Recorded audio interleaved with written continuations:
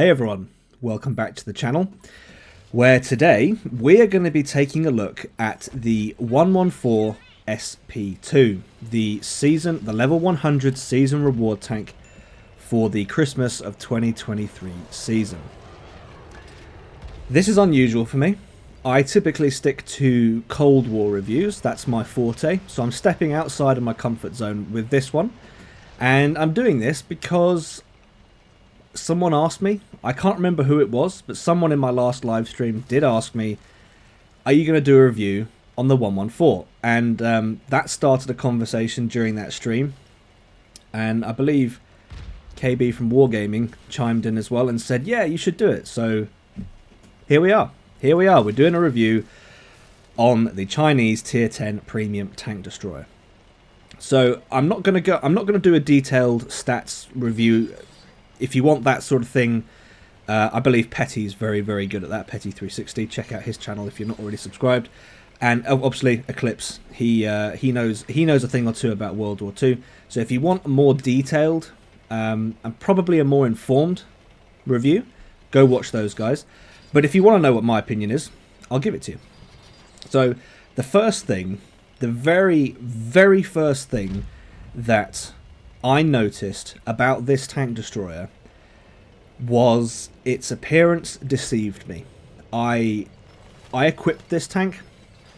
I'll put my equipment and my crew skills on the screen now. I don't even have a fully equipped crew for the Chinese line. I think I've got 6 skills. I don't know.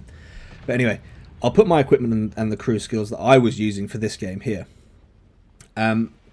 But when I first saw this in the garage, I put the equipment on, I put a crew in, I put the consumables on, I painted the camo, did all the regular stuff, and I just hit the battle button. I didn't look at the detailed statistics for this, I didn't look at the armor model for this at all, because I just assumed, based on looking at it, that this thing is going to be an armored beast. I mean, look at it. It is enormous. This is not a small vehicle.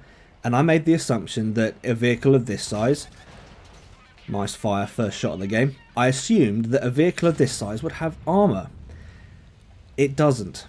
I believe the turret armour on this is like, I think it's, again, don't quote me on this, I think it's like 100 and something. That's not very good. That's essentially paper thin. And that's the thing that I found really hard to get my head around with this tank, because I look at it and I think, oh, it's like it's E100-esque. I mean, I just took a shot at an E100 just there. It's got that kind of big, tough, chunky armored tank destroyer with a big gun. I've got armor. It doesn't have armor, and for whatever reason, I just couldn't, for the first few games, I could not wrap my head around this. But, and I mean, even right now, this is an example of me just not getting my head around the fact that it doesn't have armor. I'm being quite aggressive with it. I'm sort of brawling with it, and you just can't. You cannot play this thing up close. Oh, I say that. And look at what I'm doing in this game. I am playing it up close. So if you do play it up close, you need to be really careful with it. You need to be sensible. And my old World War II knowledge comes in here. I remember the little cheeks in the VK72 are the weak point, the frontal weak point. So we take advantage of that. But there we go. That was my initial experience with the 114. It deceived me. And I really had to adjust mentally to, this thing doesn't have armor. I really need to adjust to that. So what I'll do now is I'll just read off the high level statistics for you for this vehicle. So standard rounds have 273mm of pen. The premium armor piercing goes up to 329. Is that good or bad? I don't know. That's what it has. The alpha on the premium and standard is 650, which that's better than Cold War. That's better than the average in Cold War. So I can say with certainty that that's pretty good. And the reload on this thing, I can't remember how long the reload is. Let's have a look here. How long is it? 10.3 seconds. So That's for alpha of 650, and you're reloading every 10.3 seconds. I don't think that's amazingly good. I think that's that's okay. And I'm only saying that based on the DPM value, because this thing's DPM value is not the best, it's not the worst, but it's, I'd say, above it's above average, I would say, for this thing. Again, I might be wrong there, but what I can compare this to is I've compared this thing to the Badger. I've compared it to the T90, the T110E3, and I believe the Badger is worse. The E3 is slightly better, but hey, I mean, this really isn't that bad. It's got 2,000 hit points, as you can see. Maximum forward speed unboosted is 45 kilometers an hour, 390 meters of view range, and 387 meters of moving concealment. That drops down to 349 meters of still concealment. So the old dog doesn't forget the frontal weak spot on E100 there. Proud of myself for that. But yes, this thing, it's for, what do I want to say? For a season reward tank that you can get for its, this is with the standard season pass, so the 2,000 gold season pass, you grind out all 100 levels, you'll get this thing. So for 2,000 gold, you can get yourself a tier 10 premium. I'm not going to go into my opinion on that. It is what it is. But for 2,000 gold, I wouldn't expect, well, I say this, I wouldn't expect this thing to be absolutely incredible. We have had some overpowered premiums in the season pass giveaway, but I don't think this is one of them. I think this is balanced.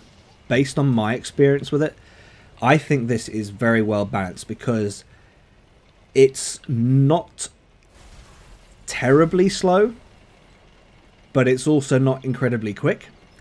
The gun does slap pretty hard, but not that hard. The reload is quick, but not too quick.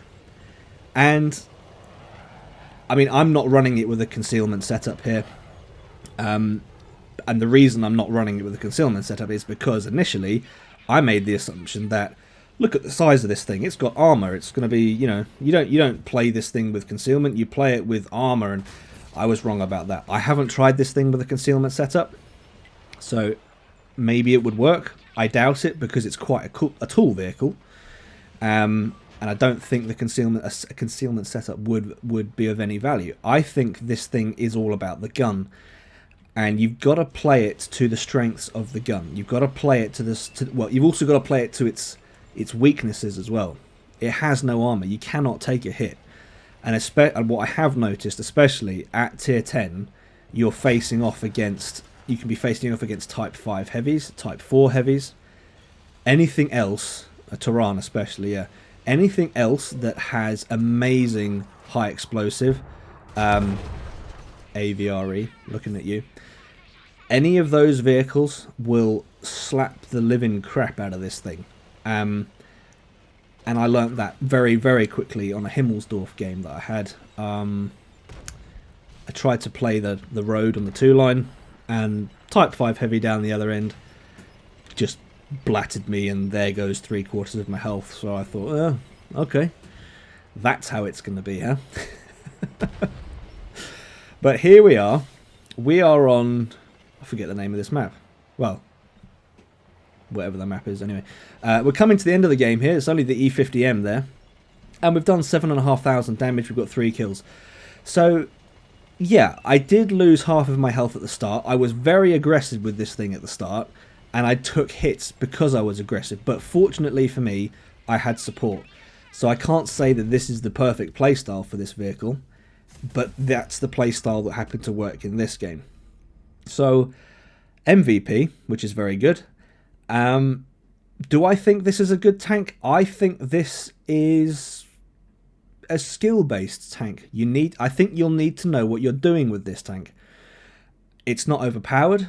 I don't think it's broken. I think it's very well balanced. And for 2,000 gold, You can't go wrong. For that little, and the time it takes for you to get to level 100, you really can't go wrong. So there you go, folks.